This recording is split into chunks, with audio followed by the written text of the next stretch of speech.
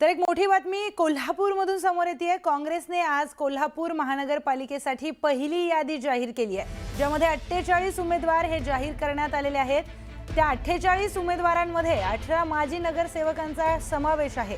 विधानसभेला उमेदवारी दिलेल्या राजेश लाटकर यांना नगरसेवक पदासाठी पुन्हा संधी देण्यात आली आहे, तर जिल्हाध्यक्ष सतेज पाटील यांनी रात्री उशिरा ही यादी जाहीर केली आहे। कोल्हापुरात उभाटा, शिवसेना आणि काँग्रेस यांची आघाडी झाली असून शिवसेनेने मागितलेल्या जागा सोडून काँग्रेसने त्यांची यादी जाहीर केली आहे।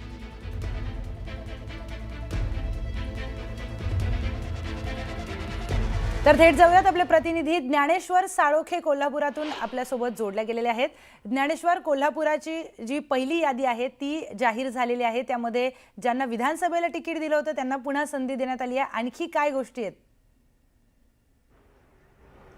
प्रियंका, अनेक दिवस आहे ते जागा वाटपाचं खलबत आहे ते सुरू होतं, मात्र अखेर काँग्रेसचे जिल्हाध्यक्ष आणि आमदार सतेज पाटील यांनी रात्री उशिरा काँग्रेसचे 48 जणांची यादी आहे ते जाहीर केलेले आहे। शिवसेनेनं ज्या जागांच्यावरती दावा केला होता त्या जागा सोडून आहे ते काँग्रेसनं ही यादी जाहीर केली आहे आणि यामध्ये प्रामुख्याने पाहायला गेलं तर जवळपास 18 माजी नगरसेवकांचा समावेश आहे आणि विधानसभेला राजेश लाटकर जे उमेदवार होते त्यांना सुद्धा आता नगरसेवक पदासाठी पुन्हा संधी आहे ते देण्यात आलेले आहे। एकूणच पाहायला गेलं तर काँग्रेसच्या या यादीमध्ये पुरस्कृत म्हणून एक नाव आहे ते मनसेच्या जिल्हाध्यक्षांचं आहे, राजू दिंडरले। त्यांना पुरस्कृत म्हणून आहे ते काँग्रेसनं उमेदवारी दिलेली आहे, त्यामुळे मनसे सुद्धा आता काँग्रेससोबत असल्याचा दावा आहे तो केला जातोय। एकूणच पाहायला गेलं तर कोल्हापूरमध्ये महायुती आणि महाविकास आघाडी यांच्यामध्ये थेट सामना होताना आपल्याला पाहायला मिळते।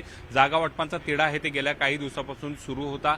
शिवसेनेनं आपल्या काही जागा आहे ते काँग्रेसच्या समोर ठेवल्या होत्या, मात्र त्या जागाच्यावरून आहे ते घमासान सुरू असल्यामुळे शिवसेना आणि काँग्रेसने एकत्रितरित्या येऊन आम्ही दोघंही आघाडीच्या माध्यमातून आहे ते निवडणुकीला सामोरं जाऊ अशा पद्धतीची घोषणा आहे ते सतेज पाटील आणि शिवसेनेच्या नेत्यांनी केली होती। मात्र राष्ट्रवादी अद्याप ही नाराज आहे। राष्ट्रवादींच्या जागा वाटपावरून समाधान झालेलं नाही, त्यामुळे राष्ट्रवादीच्या वाट्याला किती जागा येतात हे सुद्धा पाहणं महत्त्वाचं असणार आहे। मात्र काँग्रेसने जी यादी आहे ती जाहीर केली आणि या यादीमुळे काँग्रेसनं उमेदवारी जाहीर करण्यामध्ये सुद्धा आघाडी घेतलेली आहे। सतेज पाटील यांनी सुद्धा जाहीरनाम्यांच्या वरून आहे ते कोल्हापूर कसं तुम्ही म्हणचेला तसं असं स्लोगन देत आहे ते नागरिकांना यामध्ये सहभागी होण्याचं आवाहन केलेलं आहे, त्यामुळे ही निवडणूक आहे ती अत्यंत चुरशीची होणार हे स्पष्ट आहे।